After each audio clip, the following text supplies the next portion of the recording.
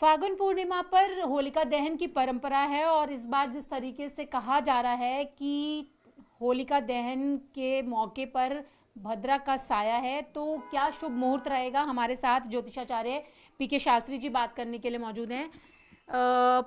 ये बताएं कि जिस तरीके से होलिका दहन की परंपरा है भारतीय उसमें, तो इस बार कहा जा रहा है कि जो छोटी होली है उस पर भद्रा का साया है, तो क्या ये सही है कि सच में ही भद्रा का साया है? और क्या कारण होता है कि इस तरीके की जो चीजें हैं वो बार बार अब देखने के लिए मिल रही हैं? देखिए, कहा गया है हमारे धर्म और शास्त्रों में, मैं अभी निर्णय सिंधु देख रहा था कि भद्रा के समय में भद्रायाम द्वय कार्य न कर्तव्य, द्वय कौन से? श्रावणी फाल्गुनी तथा, यानी भद्रा का यदि साया होता है तो श्रावणी यानी रक्षाबंधन और होलिका दहन, दो चीज़ें बिल्कुल निषिद्ध कहा गया है। इस बार अगर देखते हैं तो 6 बज के कुछ, शाम को 6 बज के भद्रा आरंभ हो रही है और भद्रा के समय में होलिका दहन नहीं किया जाता। अगर ऐसा हम करते हैं तो ये अरिष्ट होता है, जो हमारे जीवन के लिए हानिकारक होता है। तो फिर भद्रा का साया आप कह रहे हैं अनिष्ट है, हानिकारक है, तो क्या शुभ मुहूर्त रहेगा होलिका दहन का, ये भी आप हमें बताएं।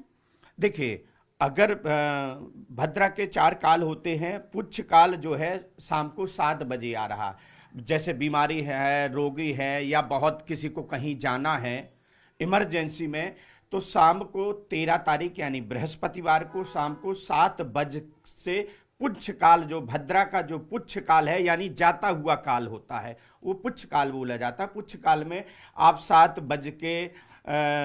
बजे से लेकर के और 8 बज के 18 मिनट तक होलिका दहन इमरजेंसी में आप कर सकते हैं।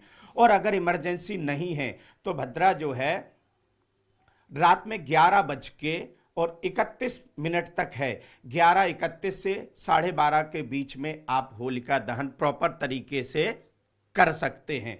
इमरजेंसी नहीं है, और इमरजेंसी है तो आप शाम को 7 बजे से लेकर के 8:15 के बीच में कर सकते हैं। यानी कि शुभ मुहूर्त जो है वो रात्रि 11:30 बजे से शुरू होगा 12:30 बजे तक, यानी कम समय रहेगा एक होलिका दहन के लिए लोगों के पास। और इस दौरान जो कहते हैं कि मुहूर्त पर और समय पर जो किया जाता है और सिद्धि और सफलता प्रदान करता है, क्योंकि 4 वर्ण होते हैं और होली का एक बड़ा त्योहार और बड़ा पर्व होता है, तो इसको विधि और अनुकूल से, जैसे तंत्र मंत्र की बाधाएं हैं, कोई रोग दोग हाय नजर लगी हुई है, तो इसीलिए होलिका दहन पर विशेष भद्रा का रखा जाता है। और खास करके इसमें आपको आटा, नमक, राई और लाल मिर्च 7 बार उतार करके होलिका में डालना चाहिए। और नए फल जैसे गेहूं हैं, गेहूं की बालियां हैं, चने हैं, ये होलिका में जा करके भूज करके ला करके सबको ग्रहण करना होता है। बस एक आखिरी सवाल और है कि क्या राशि के अनुसार ही होलिका में जो चीजें अर्पित की जाती हैं वो करनी चाहिए, या सिर्फ ये जो गेहूं की बालियां और ये सब ये डालना चाहिए, या राशि के अनुसार अलग अलग कुछ है? नहीं, देखिए, राशि के अनुसार अगर व्यक्ति को रंग खेलना है तो राशि के अनुकूल रंग खेल सकता है, पर दहन में किसी राशि का कोई महत्व नहीं होता। तो फिर राशि के अनुसार आप हमें जल्दी से रंग भी बता दें कि कौन सी राशि को कौन सा रंग ज्यादा शुभदायक रहेगा? देखिए, मेष, वृष और मिथुन, इन 3 लोगों को सिंदूरी रंग से खेलना चाहिए। मेष, वृष और मिथुन। और कर्क, सिंह, कन्या वालों को जामुनी रंग खेलना चाहिए। कर्क, सिंह, कन्या। और तुला, वृश्चिक, धनु वालों को पीला रंग खेलेंगे तो लाभ होगा। और मकर, कुंभ, मीन, इसके लिए आपको चाहिए कि थोड़ा लाल हो और थोड़ा काला हो। ये 12 राशियों के लिए ये रंग शुभ होता है। तो आपने रंग भी बता दिए, और इस बार तो सबसे बड़ी बात यह है कि जो खेलने वाली यानी कि रंगोत्सव है वो शुक्रवार के दिन पड़ रहा है, तो आपने तो सुना ही होगा कि इसको लेकर भी कई तरीके के विवाद हैं, तो आप कैसे देखते हैं इसे? देखिए, मैं ये कहूँगा कि हमारे लिए समानता होना चाहिए। हिंदुस्तान में रहते हैं तो सभी हिंदू कहलाते हैं, ठीक है।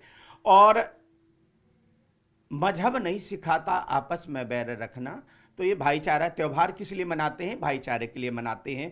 तो चाहे उसमें ईद पड़ जाए या होली पड़ जाए, उसका महत्व कुछ नहीं होता, दोनों ही महत्व होता, क्योंकि त्योहार जो होते सौहार्द का प्रतीक होते, प्रसन्नता का प्रतीक होते हैं और भाईचारा का प्रतीक होते हैं, तो दोनों को मिलकर के मनाने का विशेष महत्व होता है। तो आपने देखा, ये थे हमारे साथ बात करने के लिए ज्योतिषाचार्य पीके शास्त्री, जिन्होंने बताया कि किस राशि के लिए कौन से शुभ रंग से खेलना लाभदायक होगा, और साथ ही साथ उन्होंने ये भी बता दिया कि भद्रा का साया है, तो ऐसे में रात्रि 11:30 बजे से लेके 12:30 बजे तक ही होलिका दहन करना शुभ रहेगा।